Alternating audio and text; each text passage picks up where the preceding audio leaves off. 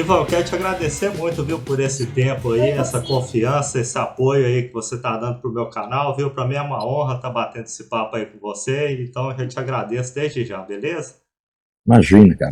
Eu que agradeço, um prazer estar aqui com você, com vocês todos que estarão aqui, né, de olho. E é isso aí, vamos pra cima. Tamo junto. Top, Ivan, eu queria que você falasse um pouquinho como foi seu início na música, né? Quem te inseriu na música, quem te apresentou, né, os primeiros instrumentos musicais, os primeiros discos, né, de rock também. Como que foi isso aí na sua vida?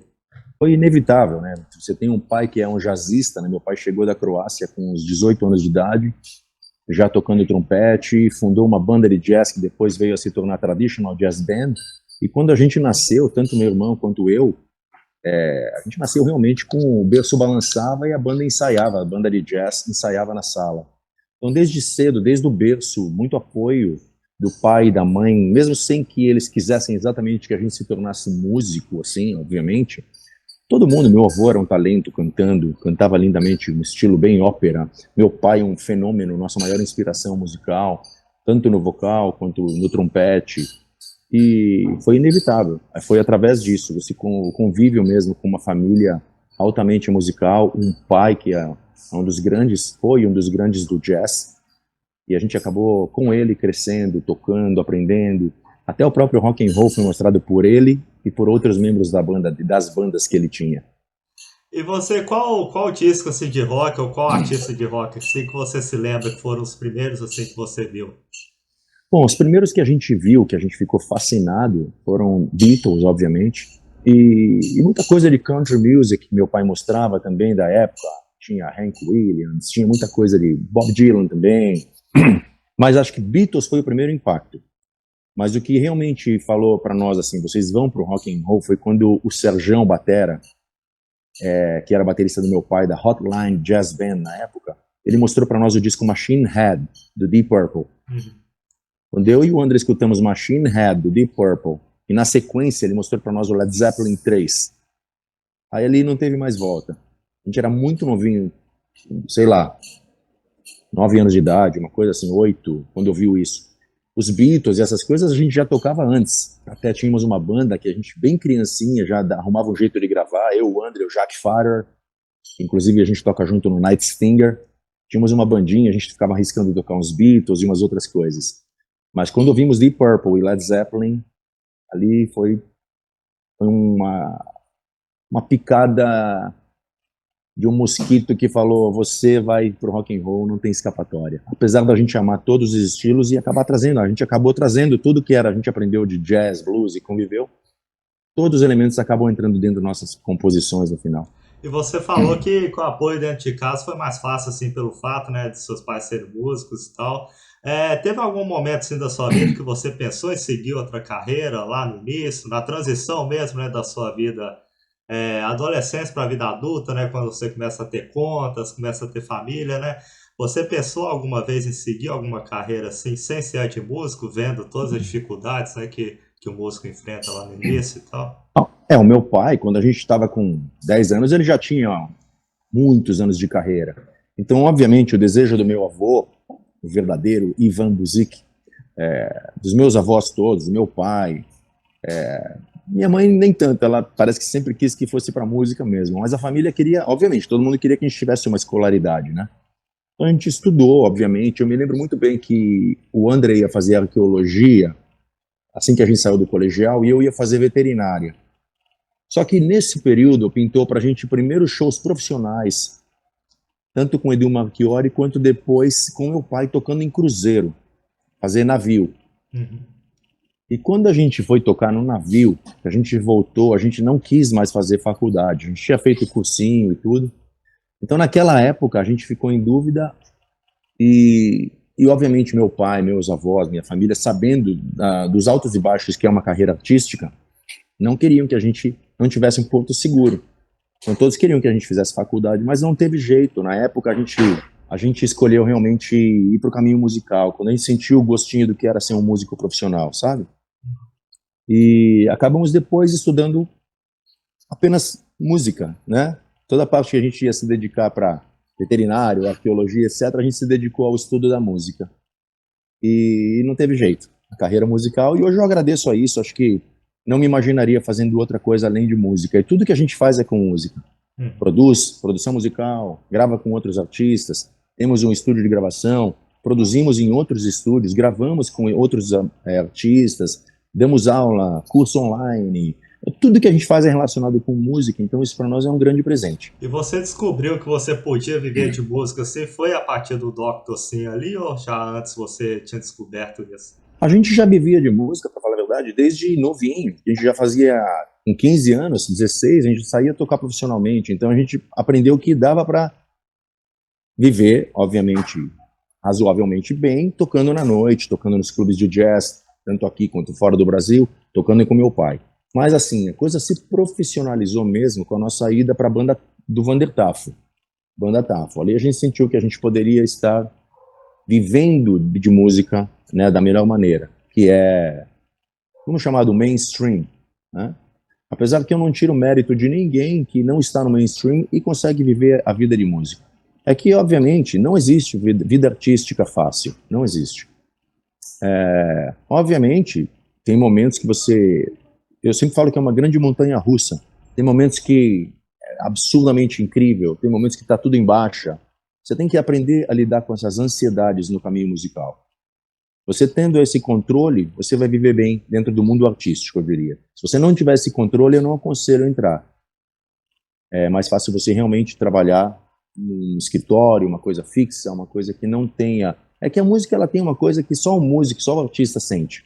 Justamente essas coisas inesperadas, às vezes de inesperada para o lado ruim, mas muito mais vezes inesperadas para o lado positivo.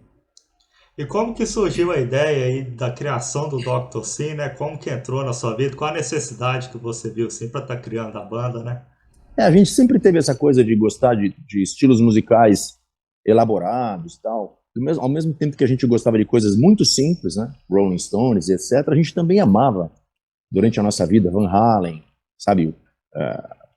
Emerson, Lake Palmer, com sons mais elaborados, né? Deep Purple, Led Zeppelin. Então, assim, a gente tinha sempre o sonho de fazer esse tipo de banda. E foi, desde o Platina, nosso primeiro disco, a gente já tinha essas influências.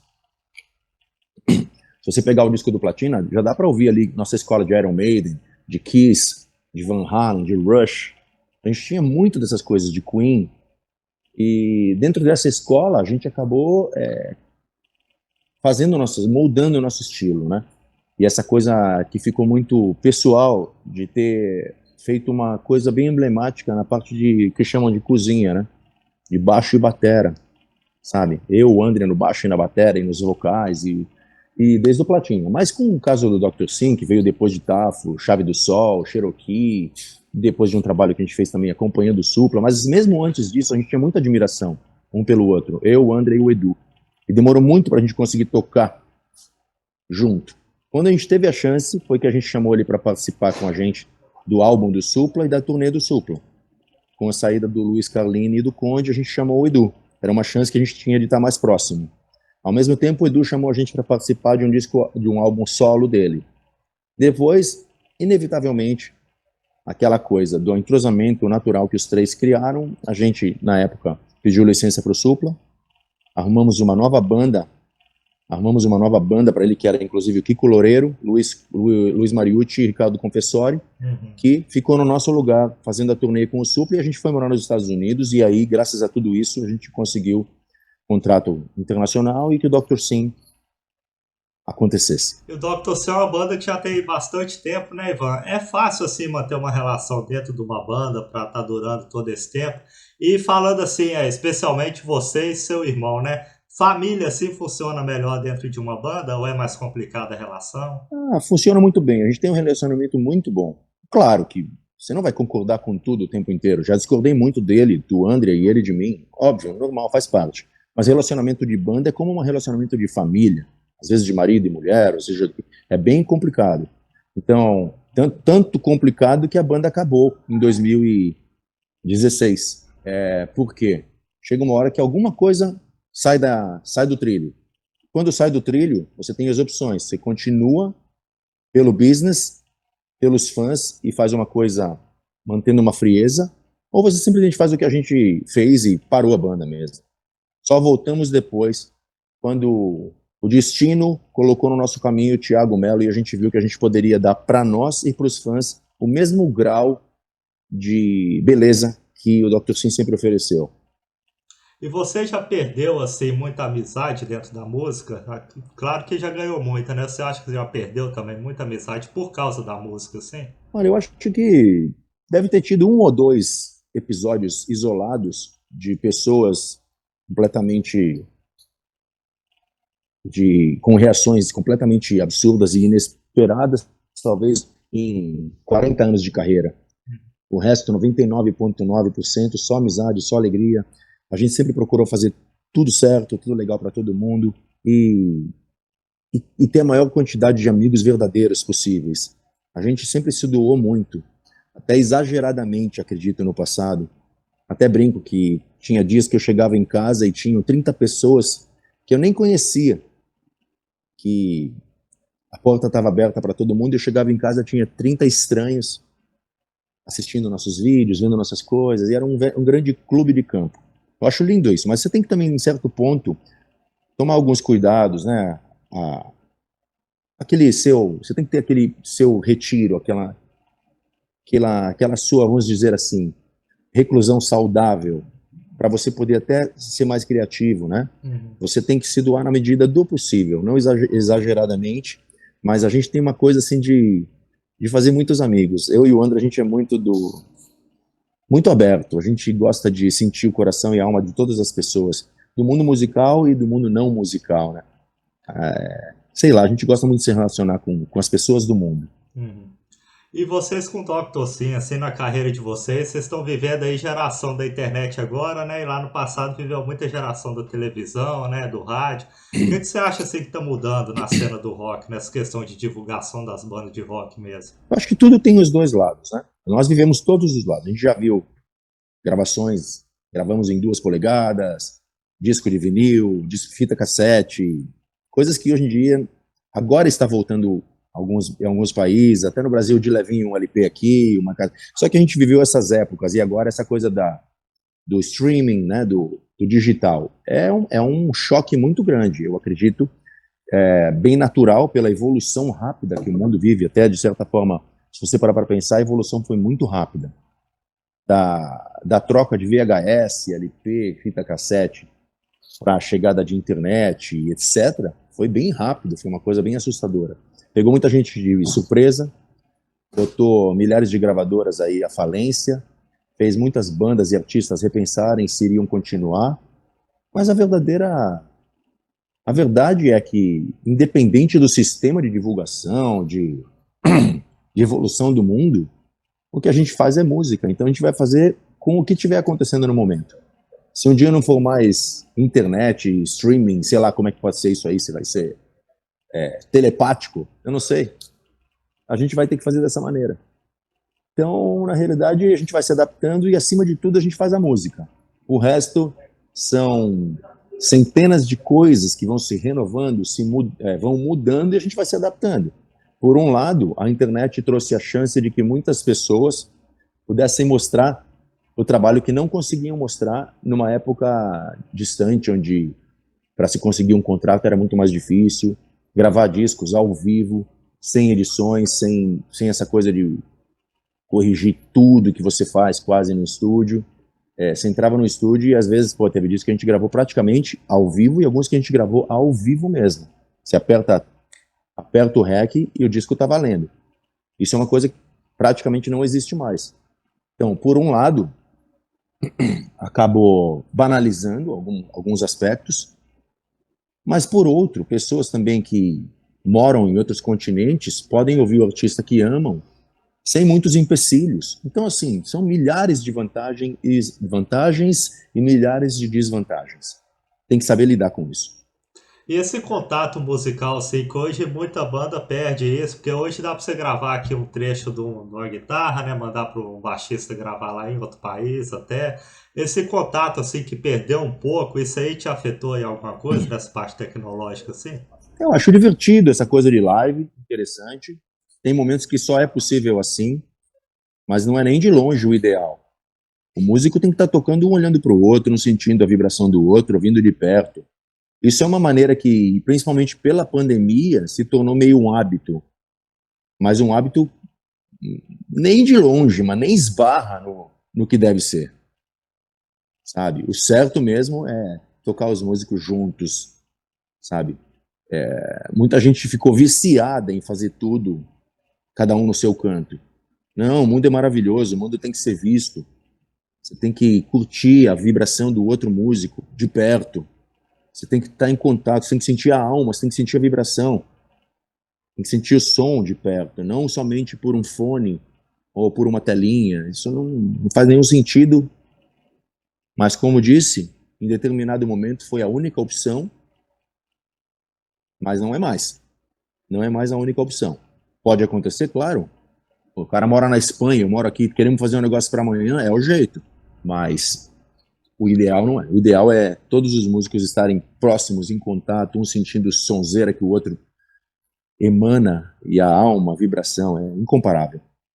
Mas, ô Ivan, pra gente finalizar, você já teve a oportunidade de tocar com o público no exterior, né? Qual que é a principal diferença assim que você vê do público lá fora, o público do Brasil, e você nota assim que tem uma valorização diferente? Porque eu escuto muito falar assim que tem bandas que são consideradas aí deuses lá fora e aqui no Brasil às vezes não é valorizada, né? Você sente essa diferença também de público? Também é uma coisa assim que tem um lado e o outro. Por exemplo, você pega no Japão, público fanático, maravilhoso, super cultural, seguem as bandas, lotam tudo. Aí você vem para o Brasil, não tem aquele apoio de mídia necessário, não tem um monte de coisa, mas porém aqui você toca para um público que parece estar saindo fogo de emoção. Você lota estádios, sabe? Então, assim, tudo tem o lado bom para lá, lado bom para cá. São plateias diferentes. Você vai para os Estados Unidos, você vai para o Japão, são plateias mais controladas. O Brasil é um público mais eufórico. Que nem no México, também achei o público muito eufórico, muito parecido com o do Brasil. Muito legal isso. Então, são visões diferentes. Questão de organização, às vezes você encontra coisas mais organizadas lá fora, dependendo de quem. Quando se faz bem feito no Brasil, se faz hoje, atualmente, num nível, exatamente nível top. Mas, obviamente, você encontra algumas coisas indesejadas e tal. Uma coisa que eu me lembro, assim, em Portugal ou Estados Unidos, as estruturas são sempre muito incríveis para o artista, né? E as plateias talvez um pouco mais contidas, assim, um pouco mais, né? Show que você vê, sei lá, Reino Unido, sabe? É uma fúria também. Então, assim, o que muda o grau, eu diria, como a pessoa, a cultura de cada país. Cada fã tem como eu diria, uma característica. Uma abordagem, né, diferente. Exato, exato. Mas assim, eu ainda acho que o Brasil é o público mais caloroso que existe. Retiro o que eu disse. Pelos vídeos que, assim, me lembro também nossos shows na Argentina e Chile, os shows que a gente fez na Argentina, o Grau, também são fanáticos de rock. Então vamos colocar assim, América do Sul, talvez seja o público mais incrível, né? Mas eu adoraria e espero tocar no mundo inteiro e conhecer todos os estilos, todas as pessoas que emanam esse carinho pelos artistas, são a melhor parte de tudo, né? Mas, Ivan, quero te agradecer muito, viu? Quer divulgar alguma coisa, passar a rede social, tá? Fica à vontade aí, o espaço é seu e muito obrigado de novo, viu? Muito obrigado a você pela oportunidade, a gente se vê em breve de novo. Quem puder seguir Dr. Sim Oficial no Instagram, e drsimoficial.com ou .com.br, Dr. Sim Oficial, não esqueçam, no site normal, né? E pelo Instagram, acho que Facebook, do Dr. Sim também. Sigam a gente lá, também tem os pessoais, né? Ivan Buzik, Oficial, aí tem Andrea Buzik, tem Thiago Melo, e é isso, sigam a gente, fiquem espertos aí, vai chegar o DVD em agosto, o tão esperado DVD acústico, que é uma coisa mágica para nossa carreira. É isso. E fiquem atentos que vem muitos shows, muitas coisas legais no Brasil, fora do Brasil, com o Dr. Sim por aí e outros projetos incríveis que a gente está participando também no momento. Beleza, obrigado. Saúde e sucesso, viu? Abração. Igualmente.